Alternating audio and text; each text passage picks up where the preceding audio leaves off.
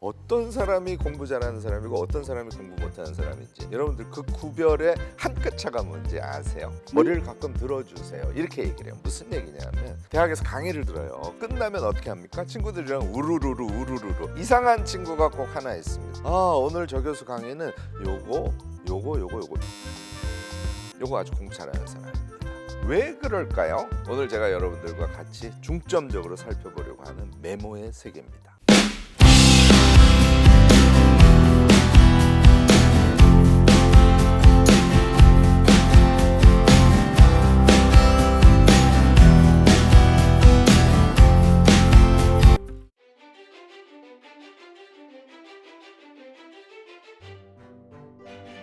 안녕하세요 여러분들, 명지대학교의 김익환 교수입니다. 저는요 기록학자예요. 오늘 제가 여러분들에게 제가 25년간 전공한 것을 우리 일상생활에 잘 적용해서 여러분들 메모와 기억의 세계에 대해서 여러분들과 함께 이야기를 나눠보려고 합니다. 우선 제일 출발은요, 여러분들 궁금해하시는 거, 어떤 사람이 공부 잘하는 사람이고 어떤 사람이 공부 못하는 사람인지 여러분들 그 구별의 한 끗 차가 뭔지 아세요? 저는 이렇게 합니다. 그러니까 예를 들자면 제가 오늘 방송을 여러분들이 듣고 계세요. 방송이 끝났어요. 아이고 김익환 교수의 강의가 끝났어. 끝. 이렇게 하시는 분하고요. 오늘 내가 이야기를 들어봤더니 김 교수가 이 얘기, 저 얘기, 저 얘기, 저 얘기, 저 얘기를 했건 하고 한번 생각을 해주시는 분. 요 생각을 하는 사람이 공부 잘하는 사람이에요. 자, 대학에서 강의를 들어요. 그러면 이제 강의를 열심히 들었어요. 끝나면 어떻게 합니까? 친구들이랑 우르르르 잡담하면서 막 나가잖아요. 이상한 친구가 꼭 하나 있습니다. 어떤 친구냐면 오늘 저 교수 강의는 요거 이렇게 생각을 한 10초 해주고 그 다음에 친구들이랑 떠들면서 나가는 학생. 요거 아주 공부 잘하는 사람입니다. 여러분들 느낌이 확 오지 않으세요? 그러니까 생각작용을 자주 해주는 사람이 당연히 공부 잘하는 사람이 될 수밖에 없어요. 예를 들자면요, 우리가 책을 읽어요. 책 똑같습니다. 책을 이제 쭉 읽는데 어떤 사람은 그냥 하염없이 책을 읽어요. 그런데 어떤 사람은 책을 한쪽 정도 읽으면 뭔가 이야기가 있잖아요. 그러면 이 책에서는 이런 이야기를 하고 있군. 제가 이렇게 얘기합니다. 여러분들 책 읽을 때 그냥 머리를 받고 책 읽지 말고 머리를 가끔 들어주세요. 이렇게 얘기를 해요. 무슨 얘기냐면 생각을 해보라는 거예요. 책을 읽다가 이런 얘기하고 생각을 하고요. 또 두세 쪽 읽다가 이런 얘기네 또 생각을 하시고 또 두세 쪽 읽다가 이런 얘기고. 그럼 어떻게 될까요? 생각을 이으면 이런 얘기 저런 얘기 저런 이야기를 했네. 책을 읽으면서 혹시 여러분들 제가 얘기한 것처럼 생각을 하면서 책을 읽으세요? 이거 정말 중요해요. 제가 이걸 굉장히 중시해서 여러분들이 잘 기억하시라고 용어를 만들었습니다. 책을 읽을 때 한번 머리를 들고 생각하는 거, 요거 순간의 생각. 그 다음에 두세 페이지 읽고 또 생각하고 또 생각하면 생각을 이어야 되잖아요. 이것을 제가 생각의 이음이라고 합니다. 책을 읽거나 강의를 들을 때 순간의 생각과 생각의 이음을 하시는 분은 기가 막히게 공부를 잘하는 사람이에요. 왜 그럴까요? 자기가 이해한 것을 한번 되뇌어 보잖아요. 여러분들이 느낌 드시죠? 뭔가 뇌 속에 각인하는 작업을 스스로 하고 있는 것이구나 하는 느낌을 갖지 않습니까? 이렇게 각인하는 사람은 내용을 체계적으로 이해할 뿐만 아니라 그것을 자기가 기억하고 있으니까 당연히 공부를 잘할 수밖에 없지 않을까요? 독서를 해도 독서의 내용을 잘 기억하는 사람이 될 수 있습니다. 이게 생각의 세계예요. 여기다가 이제 방점을 찍는 게 오늘 제가 여러분들과 같이 중점적으로 살펴보려고 하는 메모의 세계입니다.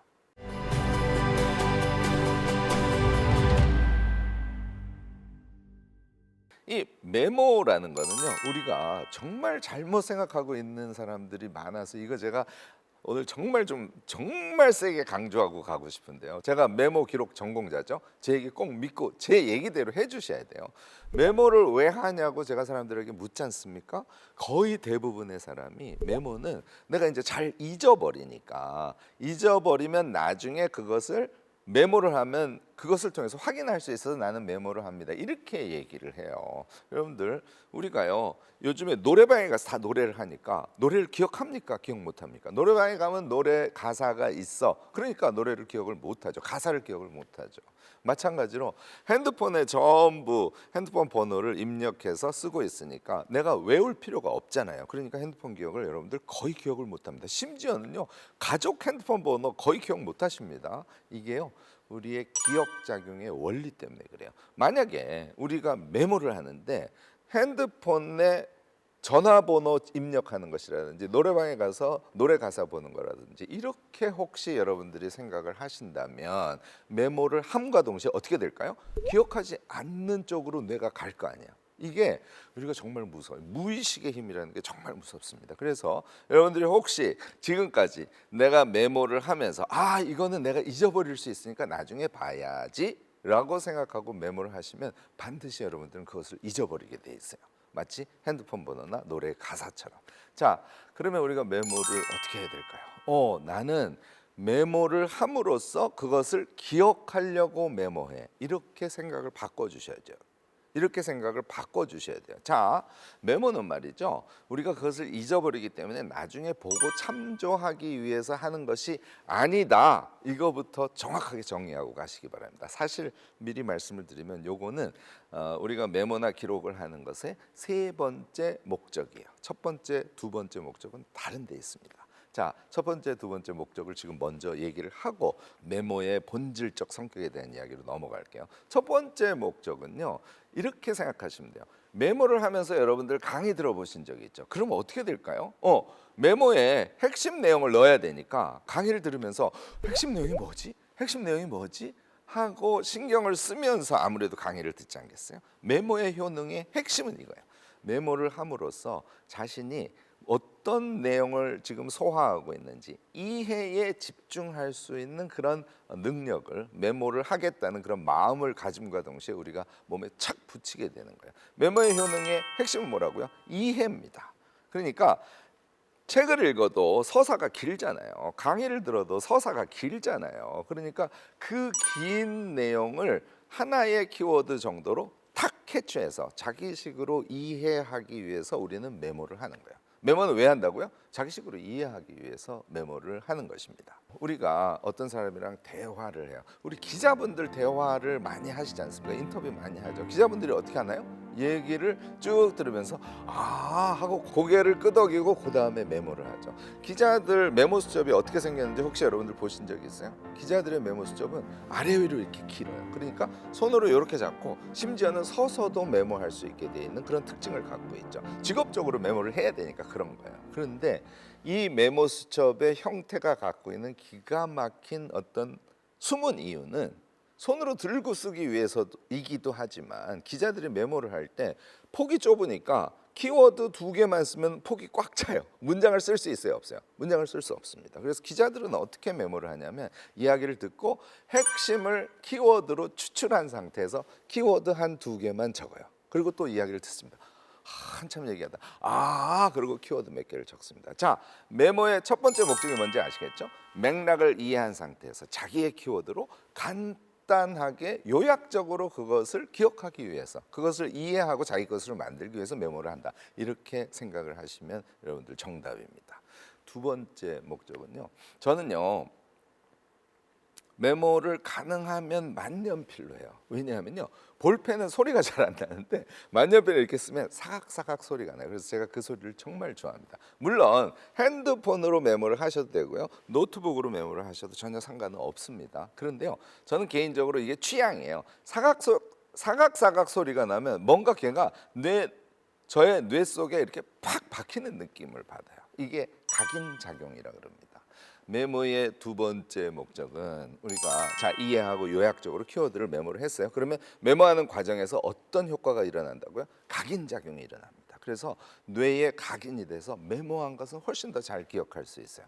여러분들 제 얘기 듣고 이제 제 영상을 보고 계시지 않습니까? 잠깐 스톱해놓고 여태까지 제가 한 이야기를 제가 얘기한 대로 메모를 해보시기 바랍니다.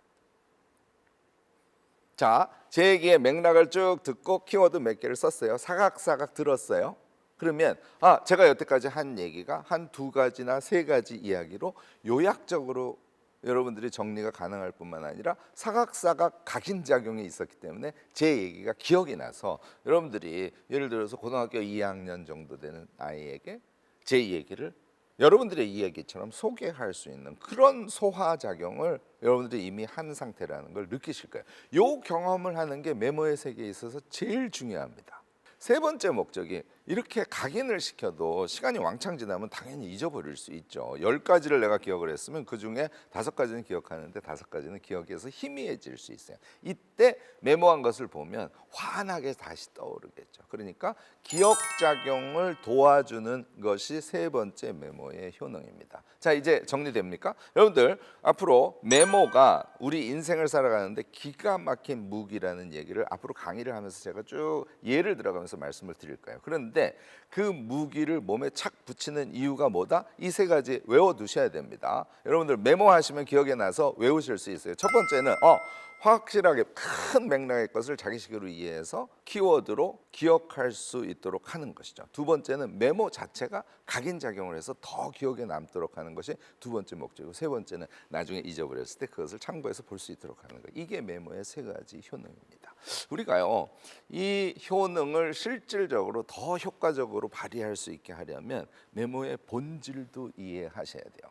이게 좀 강연이긴 합니다만 우리 여러분들께 제가 영어 단어 2개 외우시도록 요청드립니다. 하나는요, explicit라는 거예요. ex 밖으로, 플리 이 의미는 제가 뒤에 말씀을 드릴게요. 반대말은 implicit. x는 밖으로고 in은 안으로잖아요. 그러니까 implicit. 플리만 알면 되겠죠. 플리는 어떤 의미냐면 어원적으로는 이렇게 주름 지어져 있는 형상을 얘기해요. 그러니까 우리 뇌 같은 거죠. 자, 그럼 여러분들 바로 감이 오셨죠? explicit는 뭐냐면 우리가 뇌로 이해한 거, 마음속에 있는 어떤 생각, 이것을 x 밖으로 표출하는 걸 explicit한 상태라고 얘기해요. 그다음 implicit는 무엇인가 외부적인 자각이 있거나 무엇인가 깨달음이 있거나 책을 읽거나 강의를 들어서 그것을 이해해서 내 안으로 우겨 넣는 것, 이게 implicit한 상태예요. 그러니까 implicit는 우리의 내부의 생각이고 explicit는 그것을 밖으로 표출해서 물체처럼 우리가 볼 수 있도록 만든 것이죠.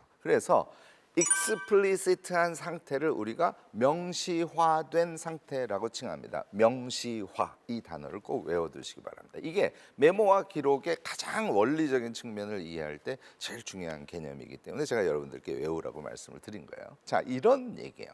책을 읽었어요. 오, 그런 내용이면 아까 제가 순간의 생각에 이음하시라 그랬죠. 우리 생각을 통해서 안으로 우겨놓고 있잖아요. 책 안에 들어가 있는 지식을 어떤 상태? 임플리시트한 상태로 만드는 거죠. 임플리시트한 상태, 우리 내부에 이미 들어온 거, 우리가 소화한 것을 밖으로 표출하는 거, 익스플리시트한 상태, 명시화시키는 거, 얘가 메모라는 거예요.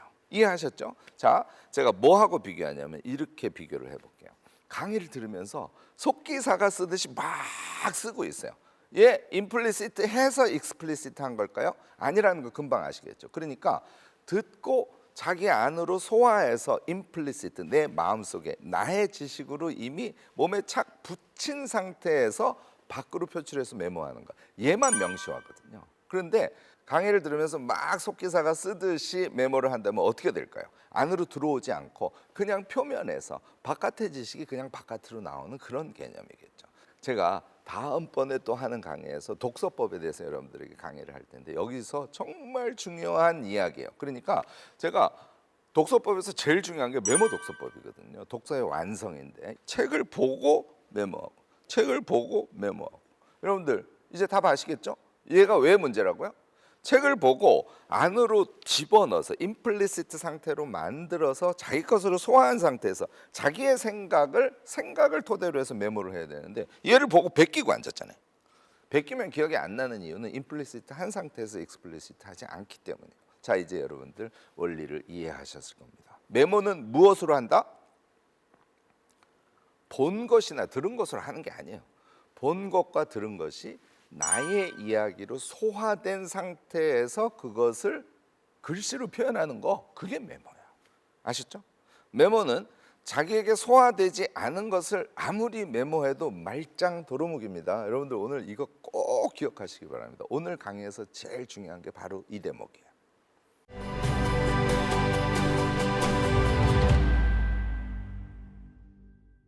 자, 이제 우리의 내면에 있는 것, 그리고 메모와 기록과 같은 형태로 표출한 것, 이건 이제 명시화한 것이라고 제가 표현을 했지 않습니까? 이 세계에 대해서 조금 더 깊이 있게 말씀을 이어가 보도록 하겠습니다. 우리의 생각을 잘 한번 여러분들이 관찰한다 그럴까? 한번 음미해 보자고요. 우리의 생각은 여러분들 어떻습니까?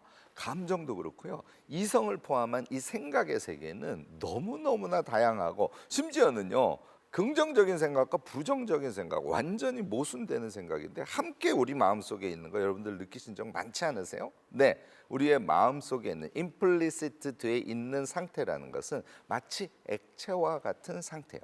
너무너무 다양하고 너무너무나 유동적이고 확정돼 있지 않은 상태, 그게 우리의 마음속이다, 이렇게 여러분들 생각하시면 됩니다. 자, 이렇게 얘기하면 그거는 굉장히 말하자면 정리도 안 돼 있고 그래서 썩 좋지 않는 것이네, 이렇게 오해하시는 분들이 계신데 또 그렇지는 않습니다. 이 액체 상태로 있는 것이 우리가 흔히 얘기하는 잠재성의 세계예요. 얘가 고체로 모든 것이 확정돼 있지 않습니까? 그러면 우리의 잠재적인 능력, 잠재성이라는 건 굉장히 제한된 범위에 있겠죠. 이렇게 액체 상태로 우리의 내부가 존재하기 때문에 우리의 잠재성은 사실은 무한한 겁니다. 그래서 이거 이제 뇌과학이나 이런 쪽 하는 분들이 이미 많이 연구를 하셨죠. 우리가 인생을 살아가면서 우리의 이 액체 상태, 우리의 내적인 잠재성을 20% 이상 발휘하는 사람은 이 세상에서 그렇게 많지 않다고 할 정도예요.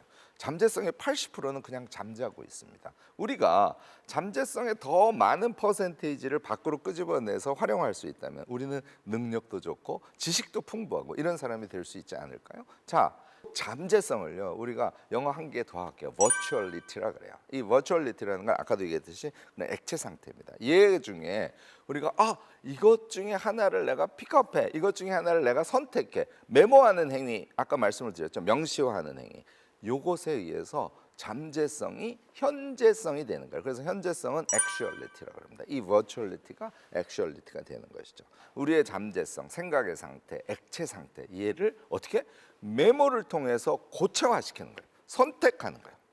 그래서 그것이 현재의 우리의 생각, 현재의 우리의 능력, 현재의 우리의 선택이 되는 거죠. 제가 고민 얘기를 해볼게요. 그 친구와 관계에서 내가 어떤 고민에 지금 휩싸였어. 자, 고민은 임플리시트 된 상태죠. 어떤 상태? 액체 상태예요. 우리가 고민을 한다고 하는데 그 고민이 뭐지 하고 한번 여러분들 생각해 보시기 바랍니다. 애매해요. 그런데 고민은 고민이야. 엄청 괴로워. 자, 액체 상태 금방 이해하셨죠? 그런데 여러분들이 만약에 그 고민을 이제 메모를 하는 거예요. 이 고민의 배경이 뭐지? 이 고민의 직접적인 원인이 뭐지? 그래, 이 고민에 대해서 내가 A, B, C를 선택한다고 할 때 A를 선택했을 때 장점은 뭐고 단점은 뭐지? B를 선택했을 때 장점은 뭐고? 이렇게 여러분들이 메모를 한다고 가정을 해보세요. 고민은 액체 상태, 임플리시트 상태입니다. 버추얼리티야. 그런데 얘 중에 내가 몇 가지 사항을 분류하듯이 이렇게 써놓고 그거에 대해서 생각을 하고 그때 선택을 해서 거기다 메모를 하는 거야. 배경은 이거고, 직접적인 원인이 이거고, A를 선택했을 때 장점은 이거고 단점은 이거야 라고 메모를 함과 동시에 고민이 뭐가 된다고요? 이제 액츄얼리티의 현재성의 상태로 바뀌는 거예요. 이때는 감정의 세계보다는 약간 이성의 세계에 우리가 의존하기 마련입니다. 이렇게 하면 여러분들 고민 푸는데 너무너무 큰 도움이 된다고 금방 느낌이 오지 않으세요? 이게 메모의 효능이에요. 이게 명시화 세계의 효능입니다. 우리가요, 삶을 살아가면서 공부할 때, 그리고 자신의 문제를 해결할 때, 심지어는 무엇인가의 계획을 세울 때 기본적으로는 다 이 명시화의 기법을 여러분들이 활용할 때 여러분들은 유능한 사람이 될 수 있습니다.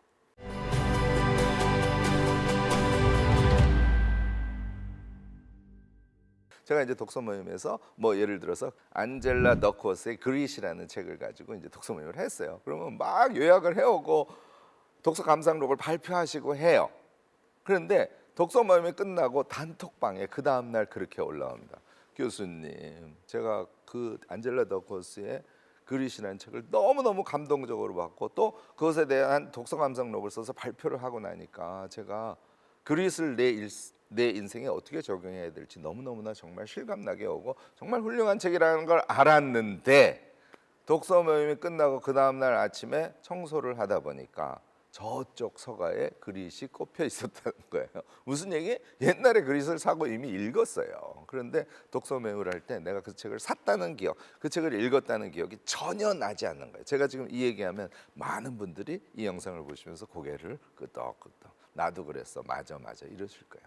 자, 이게 왜 이런 현상이 일어난다고요? 네, 명시화의 기법을 독서에서 사용하지 않았기 때문입니다. 여러분들 독서를 하실 때는 반드시 순간의 생각에 이음을 해주셔야 되고요. 그것을 메모하면서 읽으셔야 되고, 메모한 것을 다시 전체적으로 정리해서 그래서 외우셔서 그것을 말로 할 수 있는 그런 방식으로 여러분들이 책을 읽으시지 않으면 지적으로 성숙한 그런 삶을 개척해가기가 쉽지가 않습니다. 강의 듣는 거는 똑같이 적용할 수 있다는 거 아시겠죠? 강의 들으면서 아까 제가 제 지금의 영상 보시면서 중간에 스탑 시켜놓고 한번 해보세요라고 했던 거 있지 않습니까? 그거를 강의가 끝나면 꼭 해보셔야 돼요. 공부 잘하는 사람이 되려면 어떻게 한다고? 김익환의 오늘의 영상을 들었더니 이 얘기 저 얘기 이거 기억나시죠? 이해를 하신 다음에 걔를 어떻게 한다고? 명시화해야죠. 아, 그런 얘기였어 라고 이해한 것까지는 우리의 마음속 액체 상태로 지금 소화된 상태로 있는 거잖아요. 이해를 고체 상태로 만들어주고 자기가 선택하는 거예요. 그래서 메모하고 정리를 한번 해보시면 제 강의가 여러분들에게 쏙쏙 기억에 나겠죠.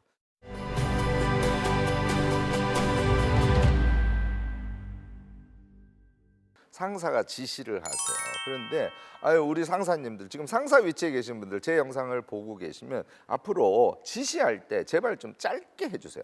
당신이 할 일의 결과물은 이런 걸 가져오세요. 방법은 이런 걸 고민해 보시고요. 뭐 이 정도로 딱 지시를 하면 심지어는 5분이면 지시를 할 수 있지 않습니까? 20분, 심지어는 1시간을 지시하는 경우가 있어요. 자, 그럴 때 두 종류의 사원이 있어요. 한 사원은 어떻게 한다고요? 당연히 속기록 쓰듯이 엄청 업무 수첩에다 새까맣게 써가지고 나오시는 분들이 정말 많아요. 사실 이 영상을 들으면서 그게 나야 이러신 분들 꽤 많을 겁니다. 이게 우리 회사 문화의 하나의 습관처럼 돼 있어요. 회의록을 쓰라 그러면요, 이제 들어온 지 얼마 안 된 사람들에게 회의록을 쓰라고 하는 경우가 많지 않습니까? 회의록을 정리할 때요, 속기사가 속기록 쓰듯이 엄청 쓰시는 분들이 대부분이에요. 여러분들 결론부터 말씀드리면 이렇게 하면 좋은 회의록을 쓰실 수 없고요. 그다음에 상사의 지시의 내용을 정확하게 여러분들이 캐치하실 수가 없습니다. 상사에게 지시를 받으면서 메모를 할 때는 무엇이 핵심일까요? 네, 상사의 말을 정확하게 이해하고 자기식으로 키워드로 메모를 하는 게 이게 핵심이라는 거 앞에 제 강의를 통해서 여러분들 메모의 본질에 대해서 이해하셨으니까 그렇게 해야 되는구나 하는 것을 이제 아셨을 거예요. 저는 오히려 이렇게 얘기합니다. 상사의 말을 듣지 말고요, 상사의 마음속으로 들어가세요. 사람이요, 마음속에 있는 진심하고 말이 완전히 일치하면 그거는 기가 막히게 말을 잘하는 사람이고요. 그렇지 않은 사람이 사실은 대부분이에요. 그래서 말의 표피를 이해하기보다는 그가 무엇을 바랄 것 같아 하는 추정치를 생각하면서 마음속으로 들어가려고 애를 쓰시는 게 굉장히 중요합니다. 평상시에 그 상사를 많이 보고 있을 테니까 스타일도 이해하고 이런 배경 지식이 있잖아요. 그 배경 지식을 가지고 종합적인 이해력으로 대화에 임하는 거예요. 그러면 그의 마음속에 들어갈 수 있습니다. 사실 이거는 관계의 철학에서는 데리다의 환대의 관계학이라는 걸 굉장히 중시하는데, 데리다식으로 표현하면 내 마음속에 자리를 이렇게 비워놓는 거예요. 그리고 상사의 마음을 내 마음속에, 그러니까 자리 내어주기라고 하는데요. 이게 이제 환대의 방식이거든요. 그렇게 하면 상사가 정말 원하는 게 이거구나 하는 게 느껴지는 순간이 있어요. 요때 키워드 메모를 몇 개 해가지고 나오라는 거예요. 자, 속기록 쓰듯이 시커멓게 써가지고 자기 자리에 앉은 회사원을 우리 상상해 보자고요. 어떻게 할까요? 그걸 다시 읽겠죠. 엄청 썼으니까 읽는데도 시간이 많이 걸려. 다시 또 해석을 해야 돼요. 하면서 이렇게 써 있는 거 보니까 상사가 이런 얘기를 했겠지, 저런 얘기를 했겠지. 자, 이러면 결과는 어떻게 될까요? 상사의 얘기는 여기 있어요. 근데 상사가 말과 마음에 약간의 편차가 있었어요. 더군다나 걔를 우리는 베끼듯이 지금 적었잖아요. 말 그 자체와 내가 적은 것에는 또 편차가 조금 나요. 그다음에 자기 자리에 와서 그걸 읽어요. 그러면 해석은 또 약간의 편차를 야기시킬 수 있지 않을까요? 그러면 상사의 마음과 내가 해석한 것은 이렇게 거리가 멀게 되겠죠. 이런 현상이 실제로 회사에서 정말 많이 일어납니다. 더군다나 길게 지시를 하시는 분들은 또 예시를 막 들어요. 그래서 내가 결과물을 가져올 때 그 예시 든 것을 흉내내서 가져와세요. 이게 뭐야? 아니, 부장님이 지금 그렇게 하라고 예시를 이렇게 말씀을 드려서 내가 언제 그런 얘기를 해서 여러분들 경험하셨죠? 이렇게 회사 생활하면 당연히 유능한 사람이 될 수 없어요. 메모의 원리를 이용하셔서 여러분들은 마치 책을 읽으면 그 책에서 우리에게 전달하려고 하는 맥락의 핵심이 무엇인지에 접근하려고 노력하는 것과 똑같이 상사의 지시를 들 때는 상사의 마음속에 들어가서 그 핵심을 이해하고 이해한 것을 요약적으로 메모하고 그 메모한 것을 자기 책상에 갖고 와서 보면서 그러면 이것이 핵심이고 그러면 아웃풋은 이렇게 만들어져야 될 테니까 여기에 핵심 성공 요인은 나는 이거라고 생각하고 그러면 이런 프로세스로 이 일을 이렇게 해서 결과물을 이렇게 내야지 하고 일종의 전략 같은 것을 또 마찬가지로 메모로 하고 어때요? 후자가 너무너무 유능한 사원일 것이다. 이런 느낌 여러분 들지 않습니까? 여러분들도 메모의 기법을 정확하게 몸에 체현하시고 그것을 실천하셔서 제가 지금 얘기하는 것과 같이 유능한 사원이 될 수 있도록 해보시면 좋지 않을까 싶습니다.